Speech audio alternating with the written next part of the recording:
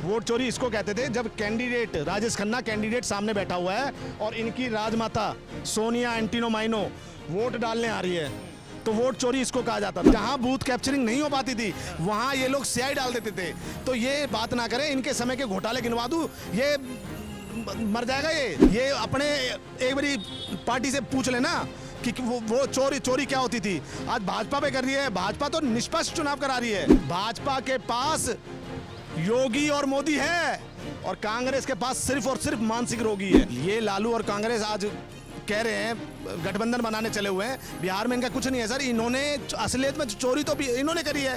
देश को लूट के किसने खाया? कांग्रेस ने खाया। और मैं कह रहा हूं इस बार निश्चित तौर पे भारतीय जनता पार्टी को भी गहन चर्चा करनी चाहिए और चिराग पासवान को मुख्यमंत्री को घोषित करना चाहिए। देखो देखो कौन आया, वोट चोर आया, वोट चोर आया। ये आवाज़ जो है विपक्षी नेता लगातार बड़े मंचों से उठा रहे हैं और बिहार के चुनाव के पहले इस तरीके से राहुल गांधी हो या तेजस्वी यादव लगातार इस मुद्दे को उछालने की कोशिश कर रहे हैं और अपनी राजनीति में कहीं ना कहीं इसको भूनने का काम कर रहे हैं। फिर क्या वाकई में देश की जनता इस बात से इत्तेफाक रखती है कि वोट चोरी का मुद्दा जो है वो वाकई में एक सच्चाई है या फिर कोई राजनीतिक प्रपंच है? जानते हैं ये वोट चोर, ये चोर की बात हो रही है आजकल, चोरी की समस्या समझ में। छोटा सा आर्टिकल मैं भी दिखाना चाहता हूँ सर। मैंने बहुत सारे आर्टिकल आपके चैनल पे दिखाए हुए हैं और ये भी दिखा देता हूँ। क्या लिखा है इसमें? ये पहली बात तो ये कहेंगे फोटो कहाँ से लेके आए, तो मैं वो फोटो बता देता हूँ कि ये कांग्रेस के ऑफिशियल ट्विटर हैंडल पे पड़ी हुई है, कोई भी जाके देख ले सकता है। वोट चोरी इसको कहते थे जब कैंडिडेट राजेश खन्ना कैंडिडेट सामने बैठा हुआ है और इनकी राजमाता सोनिया एंटीनो माइनो वोट डालने आ रही है, तो वोट चोरी इसको कहा जाता था। बैलेट पेपर से चुनाव कराया जाता था और अगर बैलेट पेपर को बूथ कैप्चरिंग होती थी, पहले बूथ कैप्चरिंग होती थी। एक वो था, अभी मैं बिहार का एक वीडियो देख रहा था, उसमें एक बाबा कह रहे थे कि भैया हम बूथ कैप्चरिंग करते थे, मैंने खुद कांग्रेस के लिए वोट लूटा हुआ है। तो ये तो बूथ कैप्चरिंग कराने वाले हैं। और जहां बूथ कैप्चरिंग नहीं हो पाती थी वहां ये लोग स्याही डाल देते थे। तो ये बात ना करें, इनके समय के घोटाले गिनवा दूं, ये मर जाएगा। ये आत्महत्या करके मर जाएगा राहुल खान।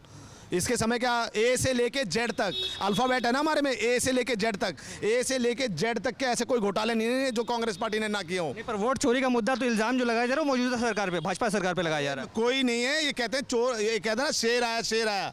ये वोट चोरी, ये अपने एक बारी पार्टी से पूछ लेना कि वो चोरी क्या होती थी। आज भाजपा पे कर रही है। भाजपा तो निष्पक्ष चुनाव करा रही है। जब अगर वोट चोरी हो रही होती तो पहले इनको 44 सीट आई कांग्रेस को और दूसरी बार में 99 सीट आ गई। तो ऐसा चोर तो हमें नहीं पता भैया कि जो इनके 44 से 99 हो गए और भाजपा के 303 से 240 हो गए।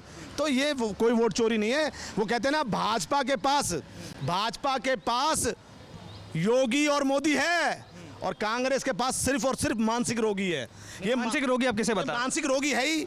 ये हमने देखा ना कि किस तरह से शिबू सोरेन के बाप को जब वहां गए, उनके जनाजे में गए तो हंसते हुए जा रहे थे, और जब 15 अगस्त का झंडा फहराना था तो ऐसे रो रहा था जैसे इसकी नानी मर गई हो, इसकी दादी मर गई हो, इसकी माँ मर गई हो।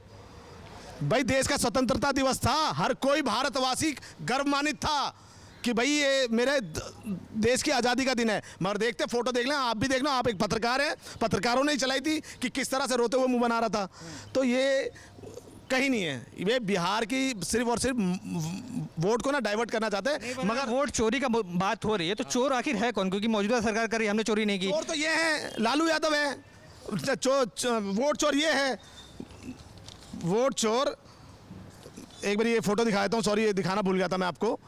ये थी वोट चोरी जब ये 44 से 99 हुए थे लालू यादव के समय में। मैं आपको वही कह रहा हूँ सर, लालू और लालू और कांग्रेस आज कह रहे हैं गठबंधन बनाने चले हुए हैं। बिहार में इनका कुछ नहीं है सर। इन्होंने असलियत में चोरी तो भी इन्होंने करी है। देश को लूट के किसने खाया? कांग्रेस ने खाया। तो वोट चोरी नरेंद्र मोदी नहीं कर रहा है। नरेंद्र मोदी ने तो बिहार की जनता और देश की जनता के दिल हैक किए हुए हैं। जो ये कुछ भी माइंड डाइवर्ट कर ले, वो कमल का ही बटन दबाती है जाके। और मैं कह रहा हूं इस बार निश्चित तौर पे भारतीय जनता पार्टी को भी गहन चर्चा करनी चाहिए और चिराग पासवान को मुख्यमंत्री को घोषित करना चाहिए। बिहार में अगर नीतीश जी के साथ अगर चुनाव लड़ोगे तो आपको नुकसान होगा, मगर यदि आप चिराग पासवान के साथ चुनाव लड़ोगे तो मैं कह रहा हूं निश्चित तौर पर भारतीय जनता पार्टी एक अकेली खड़ी होकर पार्टी निकलेगी। और मुझे लगता है कि एक पढ़ा लिखा युवा नेतृत्व है जो बिहार का कायाकल्प कर सकता है। आप देख रहे हैं सौगंध टीवी, सौगंध वतन की।